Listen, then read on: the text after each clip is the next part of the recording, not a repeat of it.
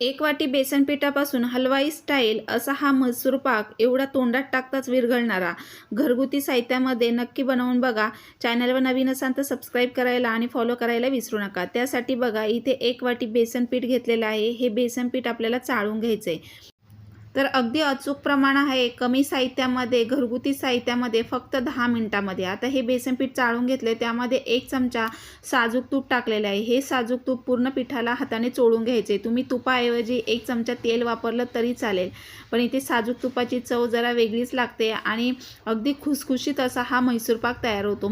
त्यानंतर ही तयारी अगोदरच करून घ्यायची। इथे मी एक केक टीन घेतलेला आहे, त्याला असं साजूक तूप चोळून घ्यायचे। तुम्ही कुठलंही खोलगट असं भांडं घेऊ शकता। त्या भांड्याला साजूक तूप असं लावून घ्यायचं आहे। तूप लावल्यानंतर बघा आता एका भांड्यामध्ये आपल्याला ज्या वाटीने बेसन पीठ घेतलं त्याच वाटीने 2 वाट्या इथे तेल घेतलेलं आहे।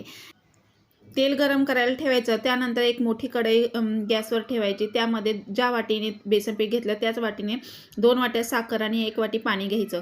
विस्करने सतत असं हलवत राहायचं आहे पूर्णपणे साखर विरघळेपर्यंत। तेलामध्ये 1 चमचा तूप टाकायचं आहे। तेल गरम करायला ठेवायचं। इकडे असं एकतारी पाक करून घ्यायचा आहे। पाक पूर्ण चिकट होईपर्यंत असा करायचा आहे। एकतारी पाक म्हणजे पूर्ण चिकट, तुम्हाला मी दाखवते असं बोटाने चेक करायचं। ज्या वेळेला खूप एकतारी पाक तयार होईल त्यावेळेलाच आपल्याला त्यामध्ये बेसन पीठ सोडायचं आहे। अगदी स्टेप बाय स्टेप दाखवते, त्यामुळे व्हिडिओ हा कुठेही स्किप न करता पूर्ण बघा। आता इथे बघा एकतारी पाक झालेला आहे। त्यानंतर बेसन पीठ त्यामध्ये पूर्णपणे मिक्स करून घ्यायचे। गाठी किंवा गुठळ्या कुठेही राहायला नाही पाहिजे पिठाच्या।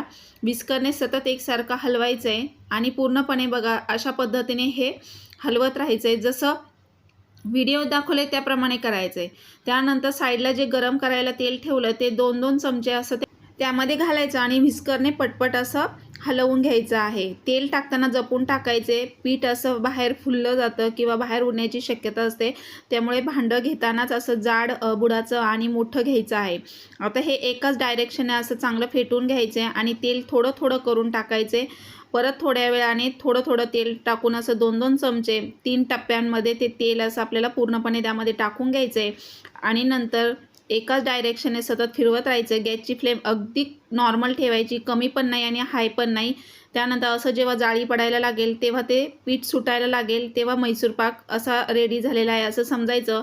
ही प्रोसेस फास्ट करायची। जे तूप लावलेल्या भांड्यामध्ये हे आपल्याला घालून घ्यायचं आहे। असं पूर्णपणे चमच्याने किंवा उलटणीने अगदी प्लेन करून घ्यायचं आहे। नंतर एक 5 मिनिटाने लगेच अशा सुरीने वड्या पाडून घ्यायच्यात, नाहीतर मग लगेच कडक होतं।